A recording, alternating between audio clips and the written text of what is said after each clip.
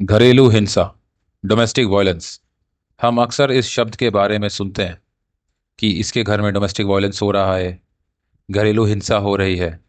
तो आइए आज के वीडियो में हम जानेंगे कि घरेलू हिंसा क्या है, कब कौन से एक्ट्स घरेलू हिंसा को कॉन्स्टिट्यूट करते हैं और उसकी सज़ा क्या हो सकती है।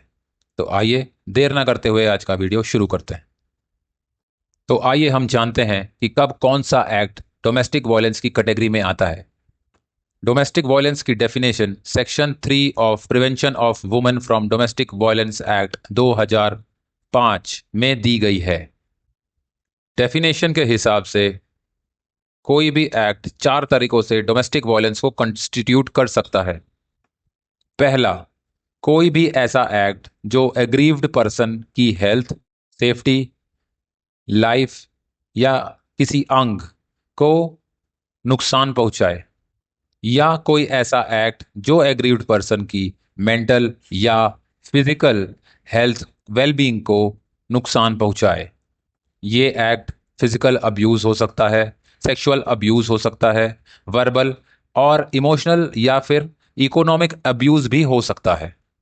फिजिकल अब्यूज की बात की जाए तो कोई भी ऐसा एक्ट जो बॉडली पेन दे, हार्म करे, डेंजर टू लाइफ हो, या फिर किसी अंग में हमला करना हो, या फिर अग्रीव्ड पर्सन की हेल्थ को इफेक्ट करे, और इसमें धमकाना और क्रिमिनल फोर्स का यूज करना शामिल है।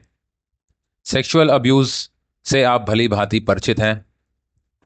वर्बल एंड इमोशनल अब्यूज में बेइज्जती करना, गालियां देना, ह्यूमिलिएट करना, और खास तौर पे इस बात के लिए ह्यूमिलिएट करना कि उस अग्रीव्ड पर्सन का कोई बच्चा नहीं है, या फिर वो किसी पुरुष बच्चे को पैदा नहीं कर पा रही है, या फिर उसे बार बार ये धमकी दिए जाना कि उससे जुड़े हुए किसी इंसान को तकलीफ या दर्द पहुंचाया जाएगा।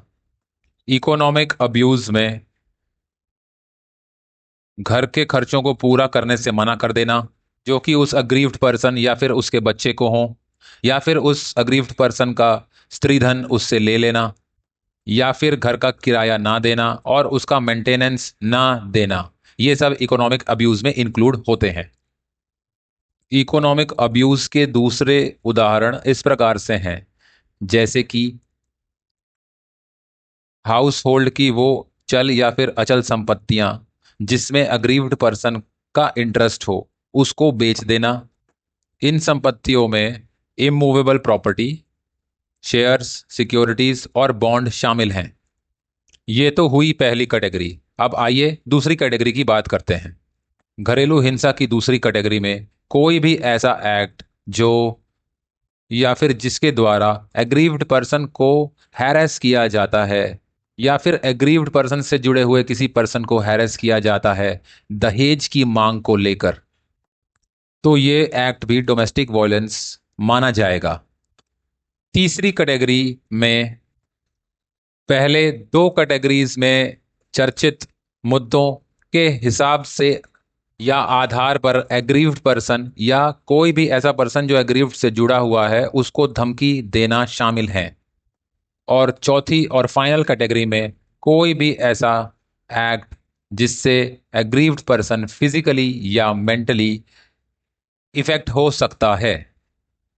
मैं हूं एडवोकेट चेतन त्रिपाठी, और आपसे ये रिक्वेस्ट है कि आप जुड़े रहिए हमारे फ्यूचर वीडियोस के अंदर ऐसी ही रोचक जानकारियां जानने के लिए। Thank you. जय हिंद।